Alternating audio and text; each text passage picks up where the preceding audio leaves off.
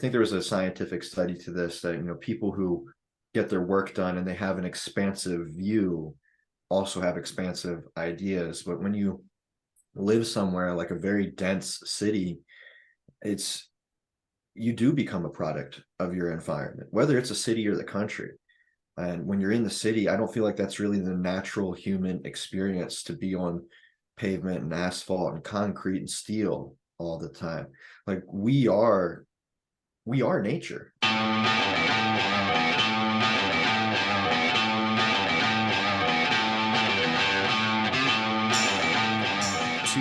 1. Ladies and gentlemen, welcome to another exciting episode of The Way of El Marco. I am your host, El Marco Antonio Alvarez, and today we have another wonderful guest, ladies and gentlemen, the one and only Mr. Jake Queen. Woo! Thanks for having me, brother. Appreciate it. Buddy. Yeah, absolutely. Welcome to episode number 18. It's a pleasure to be here. Thanks for the invite, for sure. Yeah, 100%. Check this out. So the other day, some guy I know on Facebook posted this interesting statistic about podcasts, right? And he was saying like only so many go to number 5, only so many go to number 10. And then he said, it is the top 1% that make it past 21. 21, dude, that blew me away.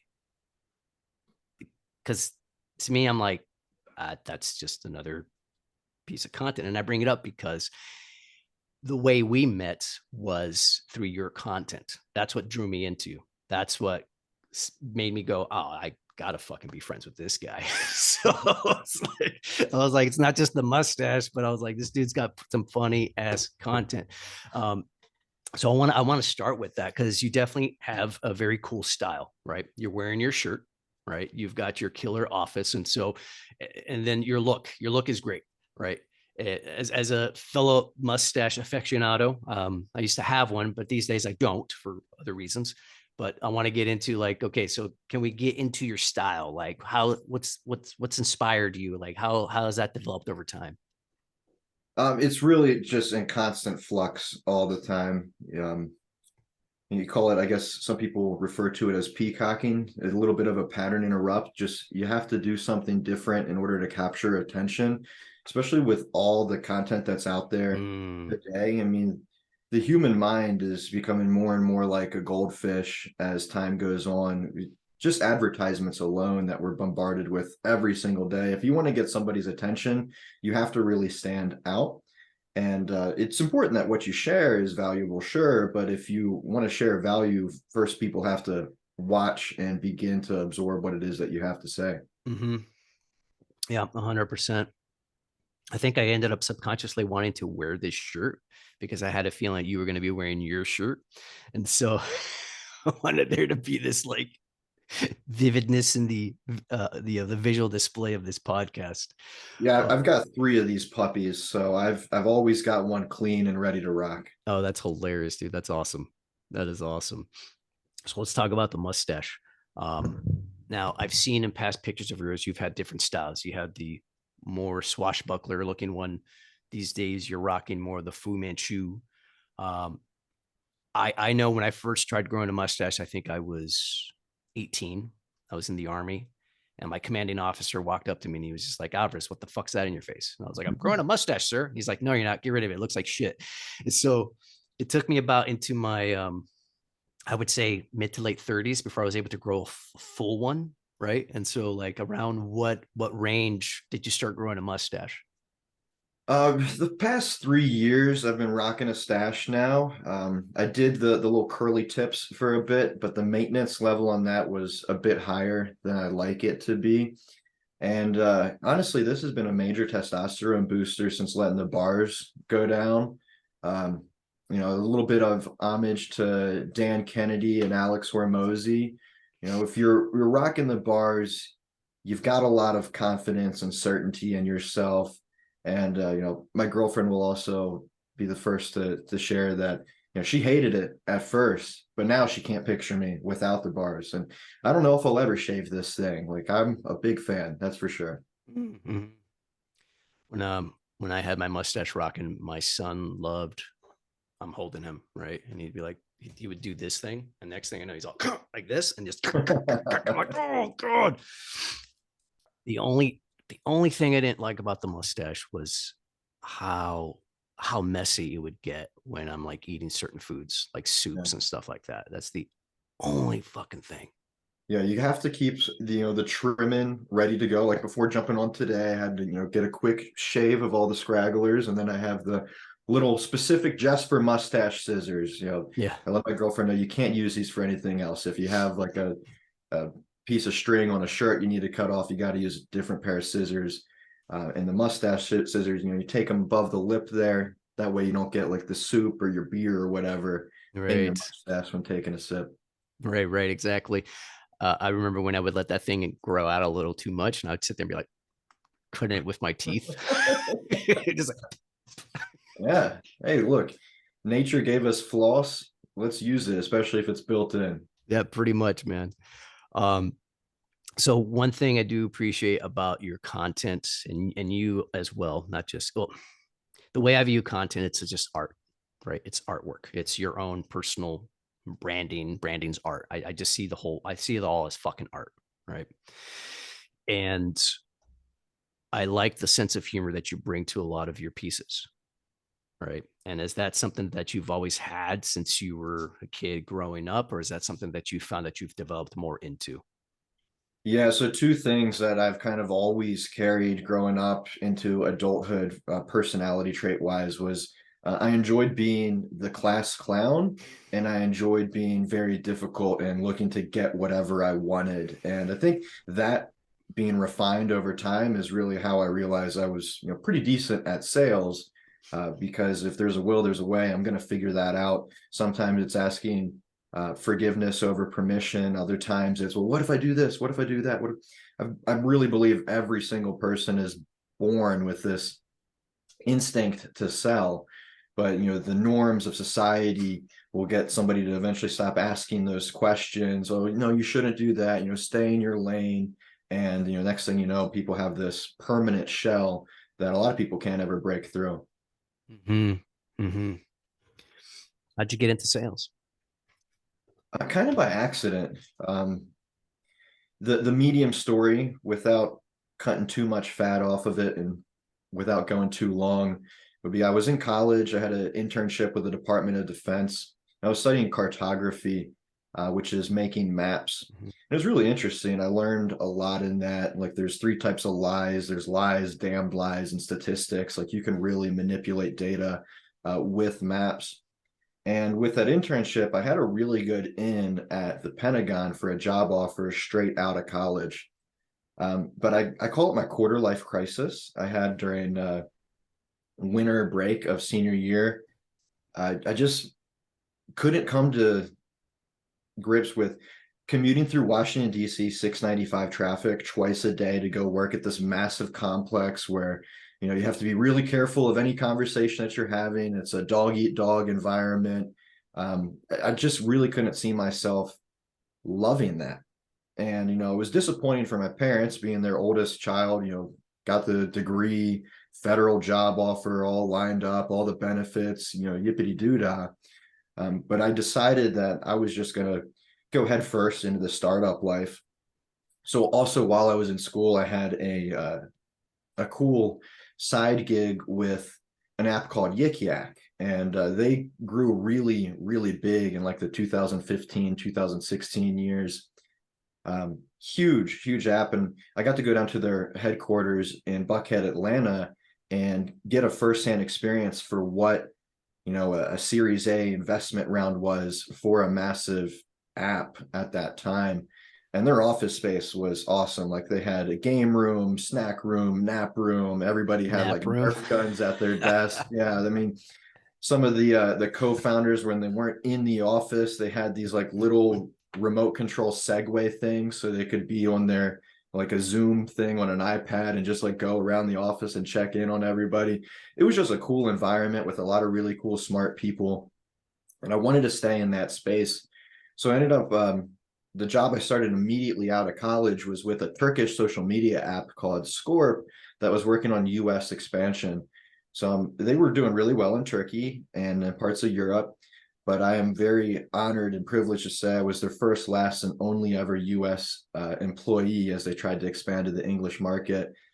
So I lived in Berkeley, California for a bit. Then we relocated down to Los Angeles. For some reason, that company wanted to get a WeWork office on Hollywood Boulevard, which was Uh-huh. absolutely gnarly. But I built a lot of good relationships while I was out there, met a lot of cool people. And next thing you know, I'm working with a couple really good friends starting a spring break company. And I'd say that's really where I first kind of got into sales, was selling these spring break packages through a campus rep program. So we would try and find influential people at really big schools like ASU, UCLA, USC, and the like. And we say, hey man, or hey girl, do you want to go to spring break for free? Just get 15 of your friends to come through. So we would end up going to these different universities and sponsoring parties for fraternities, which just for the record, did not include paying for any alcohol at all. We never did anything like that, not at all. And we just throw these big parties and we brand them, and we would just sell these spring break packages. And next thing I know, I find myself in South Florida under a former mentor, and he needed to build out a sales team. So I was like, I'm all wide-eyed. I'm a yes man. I said, I can do that. I can do that. So I started taking sales calls, picked up a few books, got to learn on somebody else's ad spend, which is always nice. So I had plenty of terrible sales calls.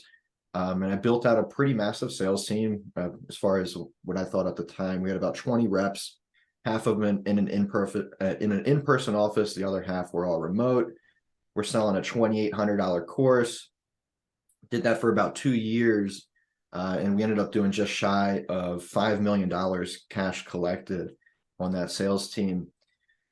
And then it all came crashing down when I found out that the offer owner himself, my former mentor, falsified his own results. He was falsifying the case studies of other students. So Oh. that was, I wear my heart on my sleeve, and that was a pretty emotional thing for me to realize, I'm convincing friends and even some family members, drop out of college, quit your job, move across the country, come sell for us on this cool product, to realize that nobody was getting results. Millions of dollars was collected. I made a decent amount myself as the manager of that sales floor. You felt like dirty. You felt like a thief. Mm-hmm. So from there, I did a little bit of traveling, went out to Bali, did a week silent yoga and meditation retreat, just to find some Mm-hmm. peace and realize, what am I going to do? What do I want to do?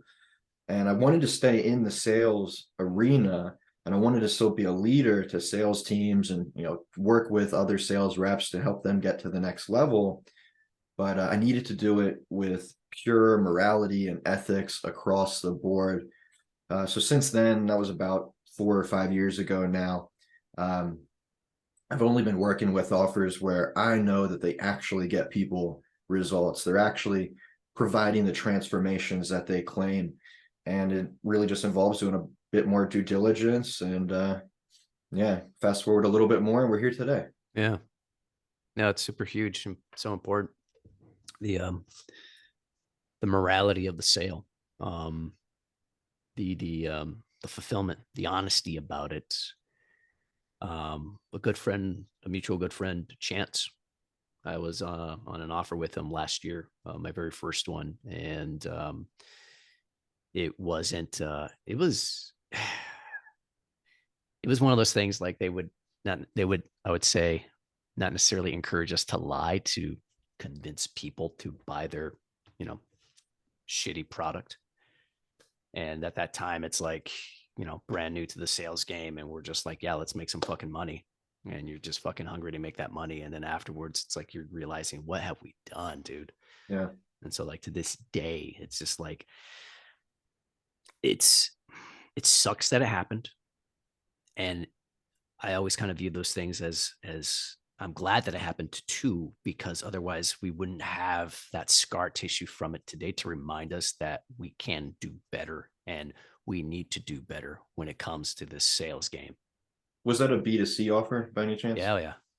Yeah, those are the ones that I find have the most manipulative sales tactics. Mm, And it's you're hurting people, because more often than not, the type of objections you're handling are, if I take out this new line of credit, it's going to put me in a tough spot if I can't pay it off, or this is the last $500 I have to my name, sort of thing. And you're literally taking food out of people's fridge and off their table if you're providing a product or service that doesn't actually get them results. And I don't know anything about this offer that you were working on, but I would imagine today they likely aren't still around. And if they are, they're barely keeping their head above water.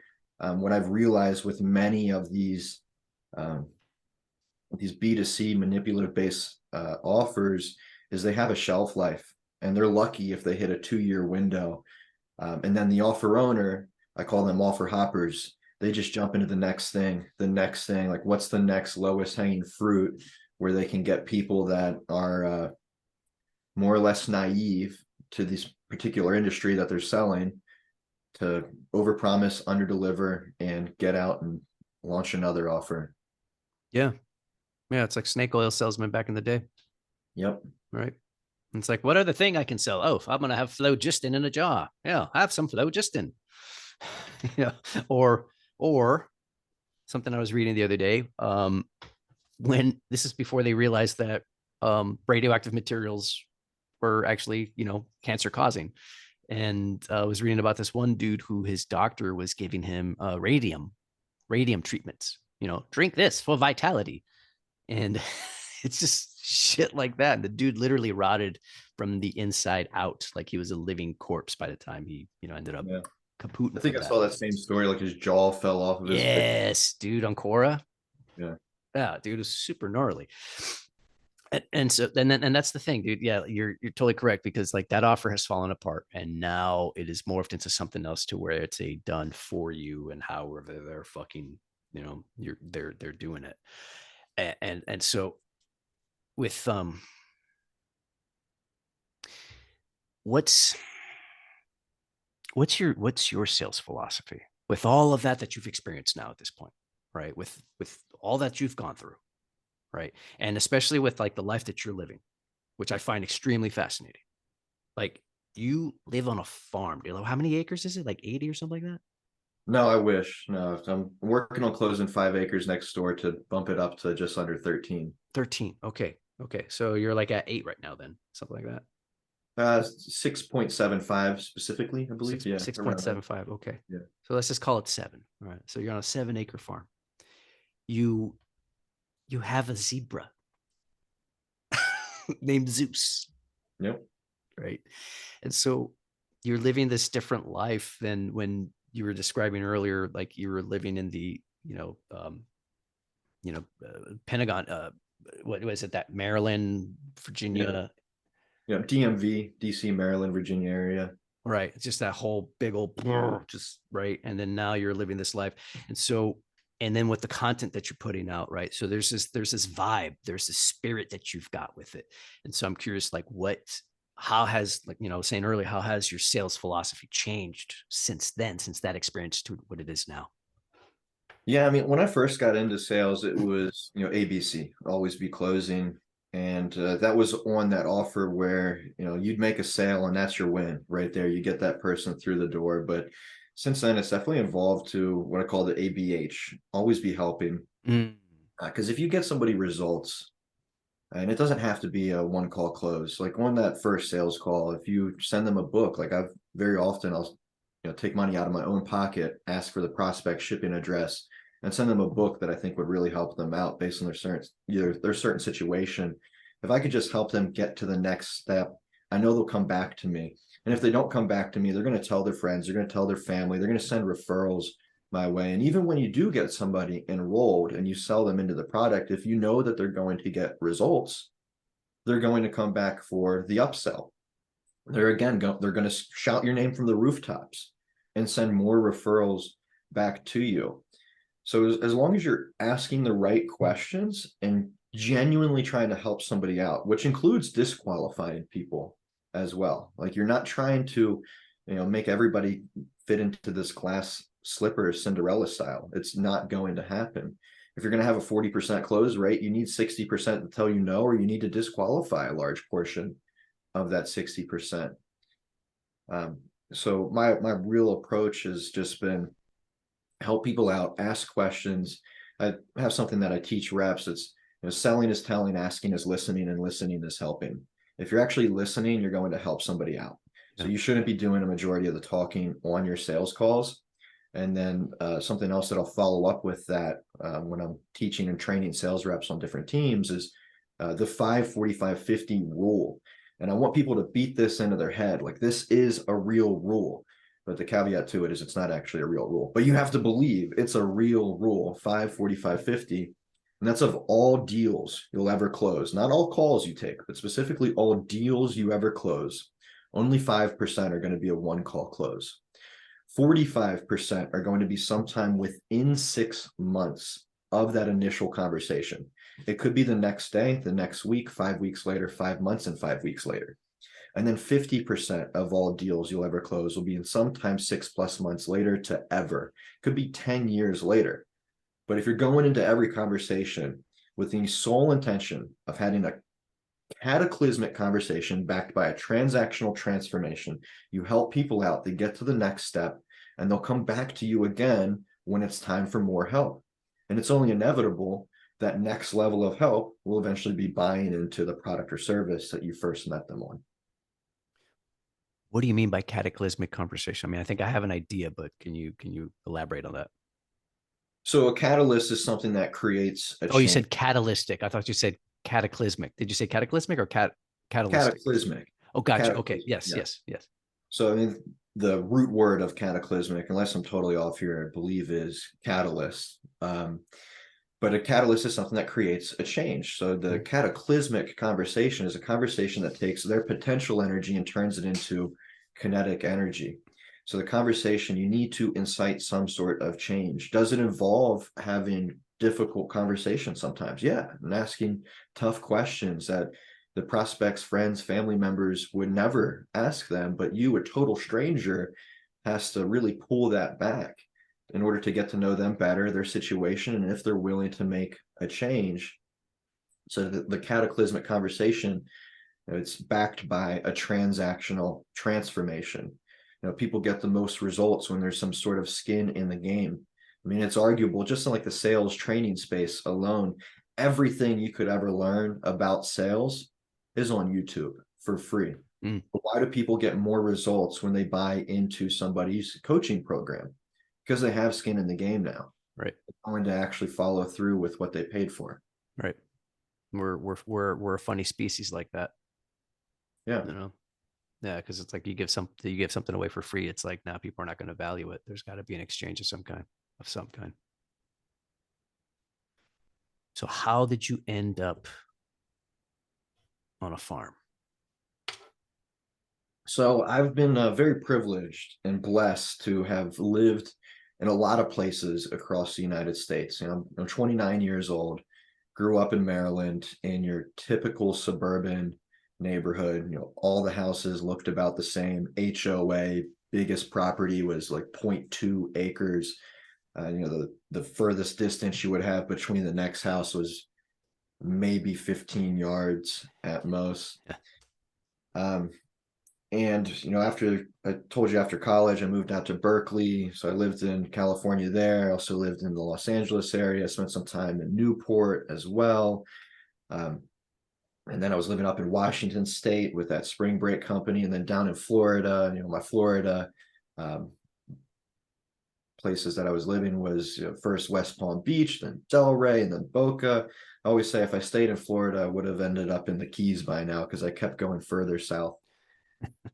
But honestly, I just got tired of renting, and I saw a friend out here who was renovating a 100-year-old old farmhouse on like 80 some acres, and he was just having so much fun. Like, he's shooting guns, riding dirt bikes, getting animals, going through the mud. Was peeing anywhere he wants, and it's not indecent exposure. Not that that's happened to me. Knock on wood. Hopefully that Yeah, doesn't. totally. But it was like, man, that just looks fulfilling. And the dollar goes far too. And it's great to have the connections and the network in places like South Florida and Miami or Los Angeles and New York. But we also make connections like this. Like, I've never met you in person, and here we are connecting. I've got fiber optic internet here on a gravel. They call it a holler right here. It's like a dead end road, but yeah, there's great internet connection out here. The dollar goes super far. Instacart still delivers groceries.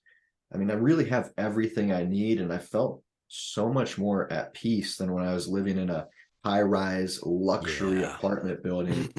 Okay. Yeah. And call it divine intervention, call it God's plan, call it whatever you'd like. Um, the timing couldn't have been better because I got out here a little bit less than a year before the pandemic, and I don't know where I would be at a mental level if I was in that apartment building during the height of the pandemic and had to, mask up to go down the elevator. I Mm-hmm. couldn't do something like that. Wow. So damn. So you got to you. I mean, is it fair to say you got to miss out on a lot of the fucking quarantine bullshit because of living on a farm?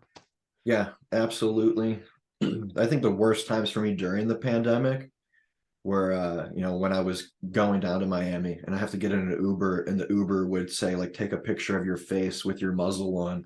We're getting in. It's just, The dude's got a fucking gun and he's like, "Let me see your face." yeah. It's me, dude. Holy shit, dude. Yeah, when I was a kid, I was born in San Francisco and went from at 10 we moved up to Sonoma County and we lived on a small like 3-acre farm and my dad raised a bunch of fighting roosters. That's a story for another time. And I got to experience that farm life with animals. And we also had cows, ducks, grew a lot of vegetables and stuff like that.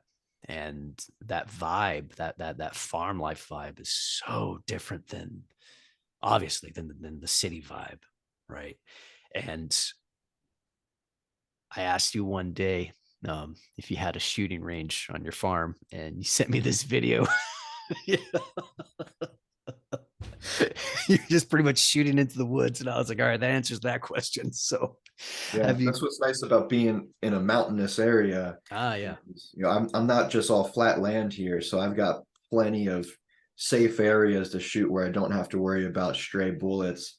And actually, I'm surprised right now is one of very few days where there's not a firearm in my office within reach. If there was, I would show you what I got right now.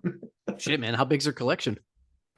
I have to double check the count, but I think I got 9 guns right now. Handguns and an assortment of rifles. Yeah, handguns, rifles, a few different types of shotguns. I've been getting Nice. into some of the more artistic type of guns too, like the over under 20 gauge. That's probably my favorite at the moment. Nice, nice, nice. Have you always been into guns, or is that something that Nope, moved out here and decided, it's time for me to get some damn firearms. I have a pistol and one rifle, and I've always been into having hand some type of weapon, right? Yeah. Um, What protects the First Amendment? exactly, The Second Amendment. right, exactly. And I'm sure out of the 5 people who will be listening to this episode, whoever sticks around long enough and they hear that, if they are like, since you lived in Berkeley, I'm gonna poke fun at them because I spent a lot of time there. What year were you in Berkeley, by the way? This was it was an awesome time to be in Berkeley because it's while Trump was campaigning for his presidency, so there was all these like stop Nazi signs popping up all over the place.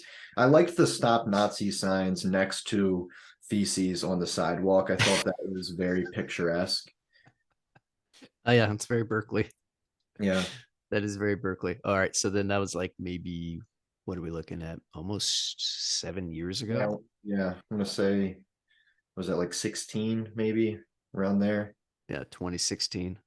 Okay, 2016. Yeah, I was still deep in the weed game around that time, and that Berkeley, Oakland area was definitely a spot for me to go uh, smuggle pounds and stuff like that into that zone. Um, yeah, let's the First Amendment, the Second Amendment. I'm a huge fan of that.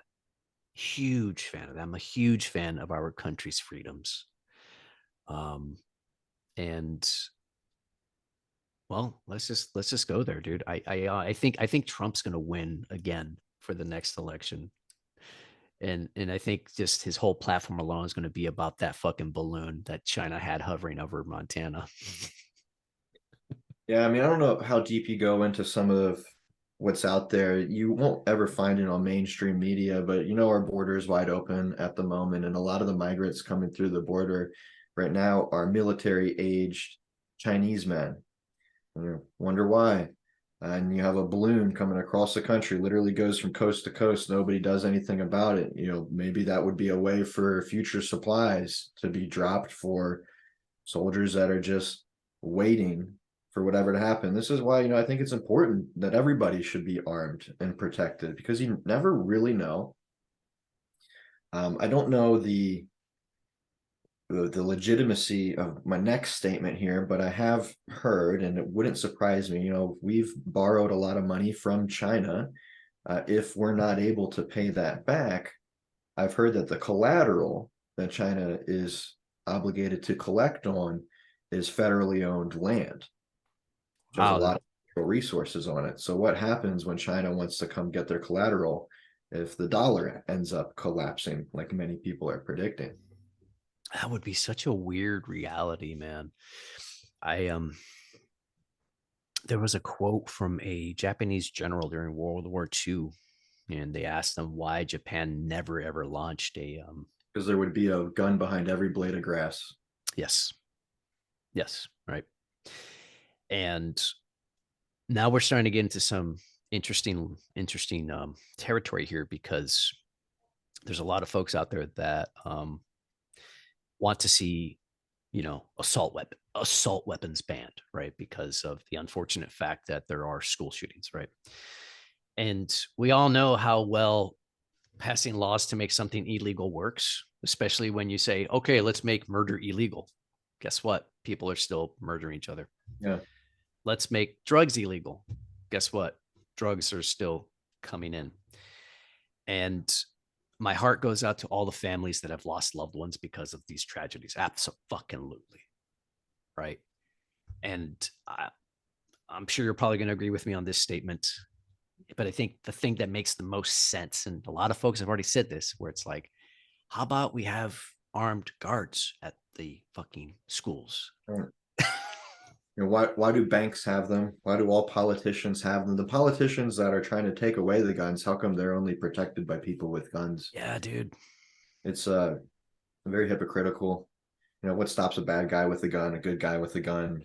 You can, like you said, you can make guns illegal. People are still going to have guns. If society ever does collapse somewhere, I feel bad for the people in the cities that can't legally own guns, because now the people who are in charge are the ones that are criminals, that they have the guns. They're going to be the ones that set the tone, the tempo, the rhythm, the cadence. They're going to be running the streets, and if you can't defend yourself, you are just like a pig being set for slaughter. That's pretty much it, man. I mean, the whole basis of why this country was started, despite the violent beginnings. I mean, that's just going to be within the mix, man. I'm a third Native American, right? And like my ancestry is, Mexican, Indian, and Spanish. So we know how that fucking story went. I mean, that's how it goes, dude. Okay, and so be it. All right, and here we are. That's like, can't be stuck in the past, and here we are. You bring up a damn good point, and there was this time that I asked you if you practiced a martial art, and you made this hilarious joke about not wearing a gi but using ghee to cook your steaks, and and then I checked in later and then found out that you actually did Greco-Roman in I think high school, Yep, did a right? little bit of wrestling in high school, and I was super blessed and a little bit lucky to be in a really good team. My sophomore year, my second year of wrestling, the team won the state championship in duels, and it wasn't Mm, even close. Like, we had some real rock stars on the team, and our coach, Craig Reddish, is super well connected in that wrestling space. He was actually able to get the head coach of the University of Maryland and multi gold medalist Olympic wrestler Kerry McCoy to come to our practices frequently. damn. And then, I'm 2 years into wrestling, and I'm now tied up with a Olympic gold medalist, and he's just teaching about those little things that make such a big difference when it comes to like shooting on a leg, or sinking a half, how to do a different type of cradle, or how to break different holds. They're all things that we've already learned, but just these small, minute things like the hand positioning, or way to use momentum against somebody went so far. So it's always the little details that make All the the things biggest make that difference, little things, yeah. right? It doesn't matter what it is. It can be sales. It can be whatever martial art, right? Whether it's wrestling, boxing, fucking jujitsu, kickboxing, doesn't matter what it is, right? And so I want to take it back to this whole thing. So like you've got a skill set, right, from a wrestling background to where if you wanted to, you're taking someone down, boom, pinning them, doing whatever, throwing them on the ground. Like nothing fucking hurts like earth and gravity, boom, to jostle somebody. So that's like the beginnings of one's own sovereignty, where it's like I know how to defend myself to a certain extent, and now I'm going to upgrade that with weapons, right? And so of course having these skill sets and having these tools requires a certain type of discipline, right? So for example, learning how to sell ethically as opposed to doing like Jordan Belfort pre-prison, where it's just fuck it, whatever, sell, sell, sell, sell, sell. Then getting into issues where I'm going a little bit all over the place because I think we just opened up a little bit of a Pandora's box with stuff that I know has been on my mind. Sounds like it's been on your mind, and it's been like on the mind of a lot of folks in this country, right? And so, going to like the folks at Berkeley who I don't think really see it. They just get too caught up in just like their own type of bullshit where it's just like, oh, just let people shit wherever, as opposed to like, hey, have you noticed there's certain things happening around the country, like explosions here and fires there and supply systems issues happening here, and China's kind of doing this, and now you got people wanting to take away your guns, and this shit's happening and that. And so being that you're living on a farm, you're you're in some way, I don't want to say insulated from it. I don't want to use that word. It's like you have your own, it's like you have There's, your own kingdom. there's fresh air. That's Yeah. what it is. Like you Mm. actually, there's an openness, and when you're in more open spaces, your mind can open up, and you think wider thoughts is another way to put it. Yeah. I think there was a scientific study to this, that people who get their work done and they have an expansive view also have expansive ideas. But when you live somewhere like a very dense city, it's you do become a product of your environment, whether it's a city or the country. And when you're in the city, I don't feel like that's really the natural human experience, to be on pavement and asphalt and concrete and steel all the time. Like we are nature at the end of the day. So one thing I really like about the Avatar movies is it's so similar to where we are. I mean, sure, these are just 12 feet tall blue people with hair strands that connect to animals, but yeah, I mean, we're all made out of the same material. Like my body, your body, the zebra, the trees, the soil, like this is all the same material shaped in different forms. And if you get too distant from that, you lose touch with reality. And that's another reason I really like being out here is I have an outdoor shower that I use every single day, sometimes multiple times a day. And what I'll do before I get in the shower is I'll just stand off in the ground, barefoot, sometimes butt naked, right there, just Do some grounding. soaking, yeah, Yep. soaking in the Mm-hmm. energy from the earth, and you Mm-hmm. feel good. It helps with inflammation. It Hell helps with yeah. stress. You're just so much more relaxed. I remember when I was living down in South Florida in that apartment building, I I would just feel empty and hollow and not know why. Like some days I would just be in a bad mood and have no fucking reason to be in a bad mood. And I don't have that out here. I haven't had that in years. Yeah.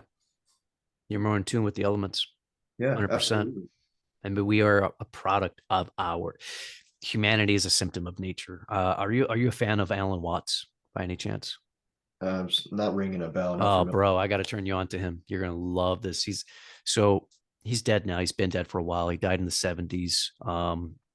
And he was an Anglican priest from England. Came over to the States.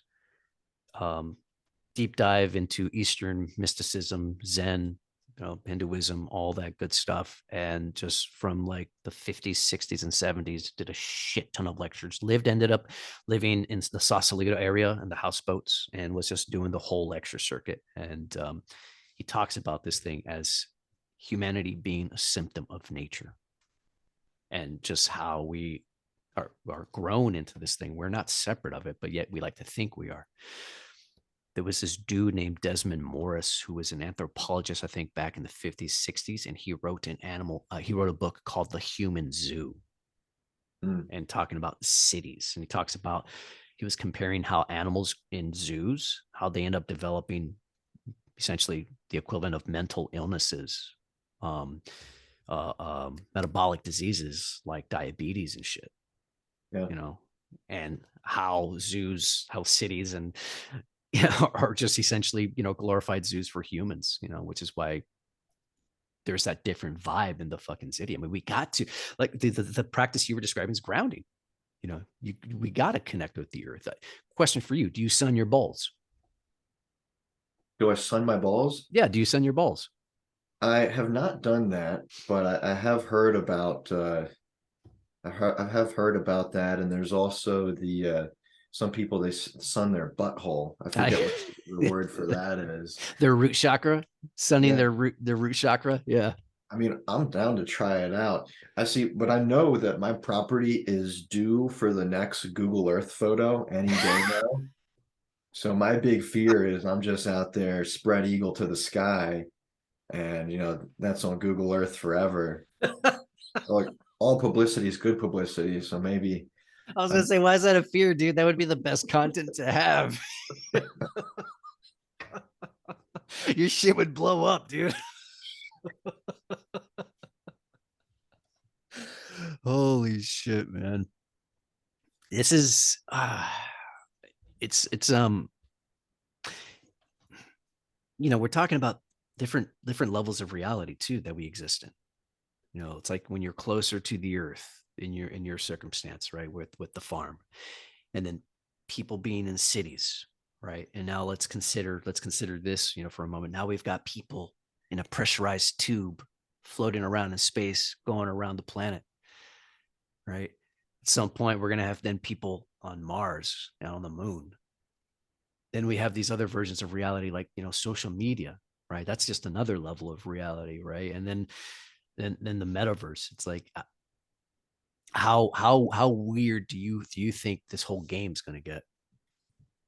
think we're right now at a really important time in humanity with the advancement of AI.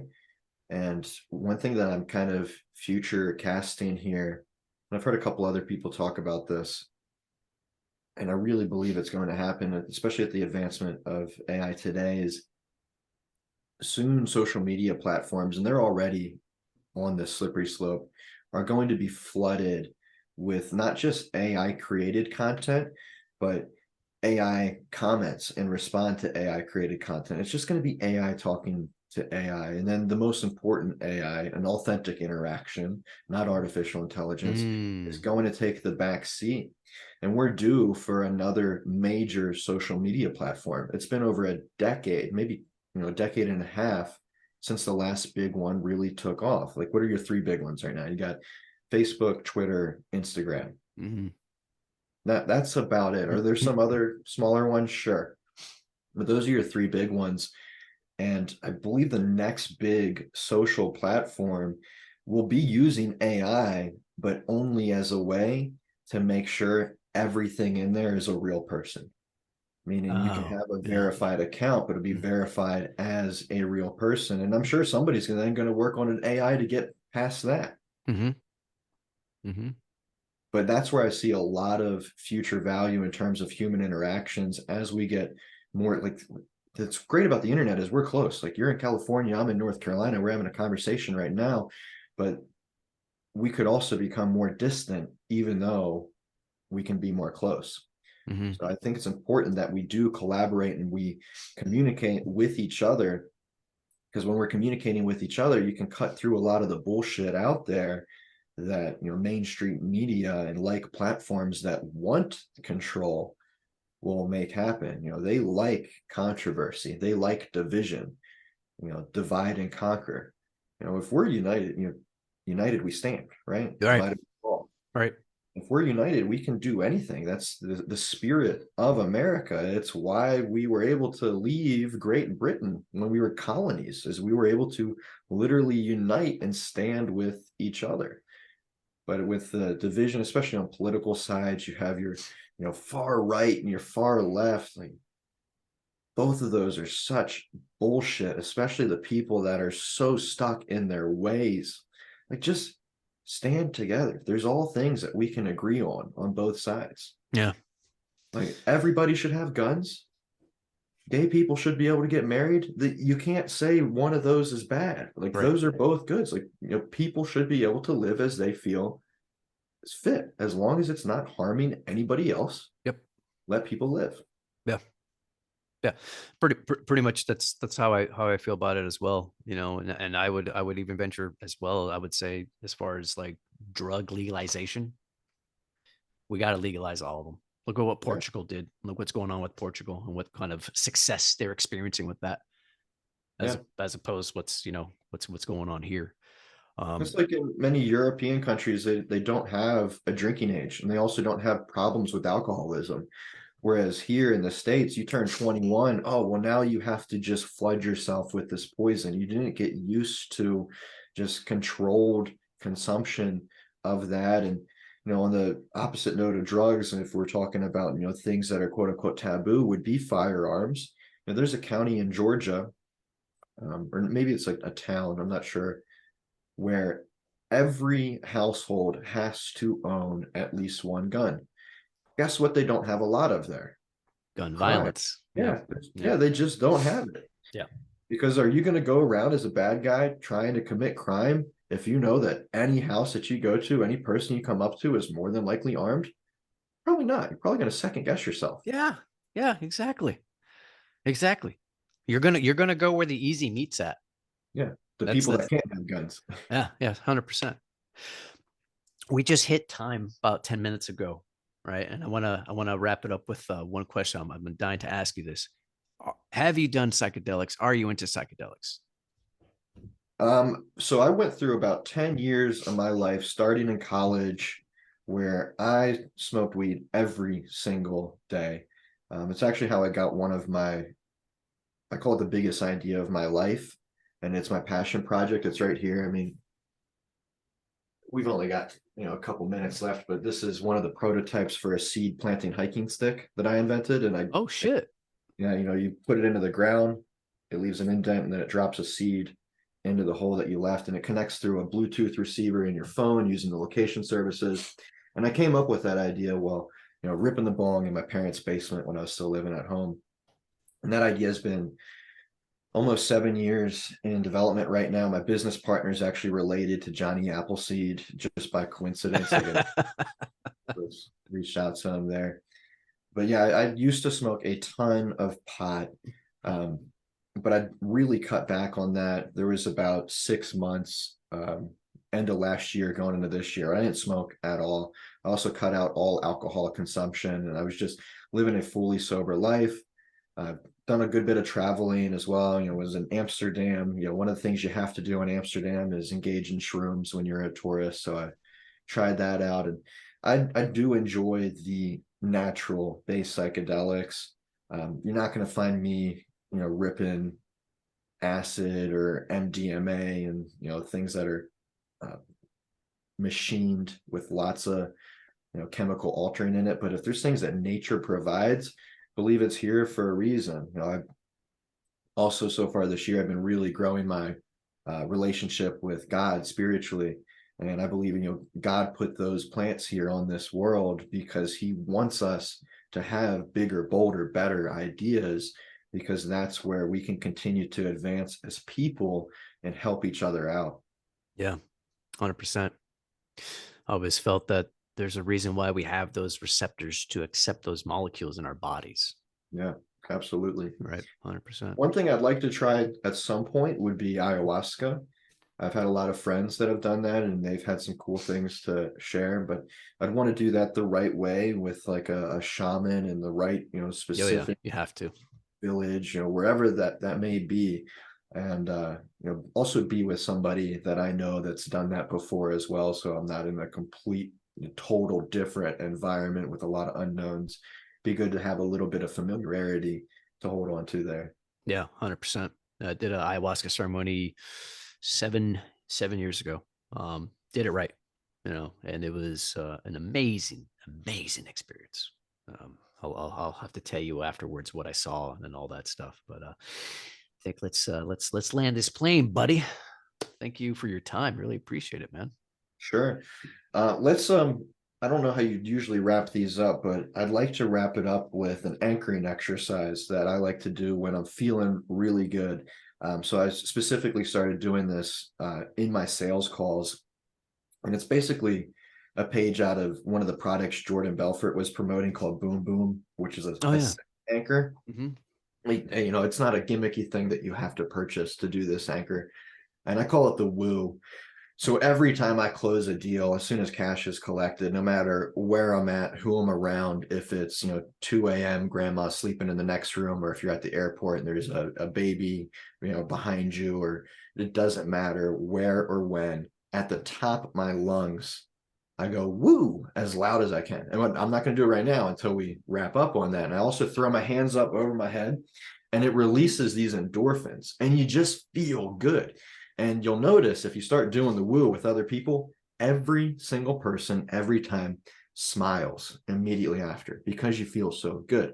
So I like to do that after I close a deal, because with sales specifically, you're going to have your highs and your lows. You're going to have your bad days where you wake up on the wrong side of the bed, maybe you got a flat tire, your dog threw up on the floor, whatever it is, and you need to get back into that good frame of mind.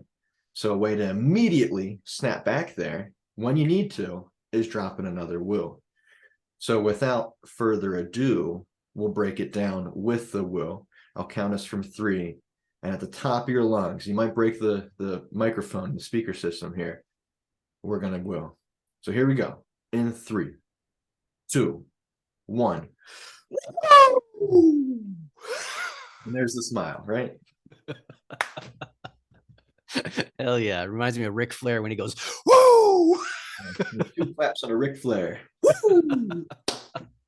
Right on, buddy. That was awesome. Thank you. Thank you very For sure. much. Yeah, thanks for having me. It's been a real pleasure. Time flew by too. This was a good time. We'll have to do it again sometime. Oh, absolutely. Absolutely. We just scratched the surface, man. There's so many more rabbit holes to go down in our conversation, buddy. Man, thank you so much. All right, let's wrap this baby up. Ladies and gentlemen, that has been another great episode with Mr. Jake Queen, episode number 18. Make sure to subscribe. Let your grandma know because she's going to love this episode. All right, folks, it's been a pleasure. Good luck and good night.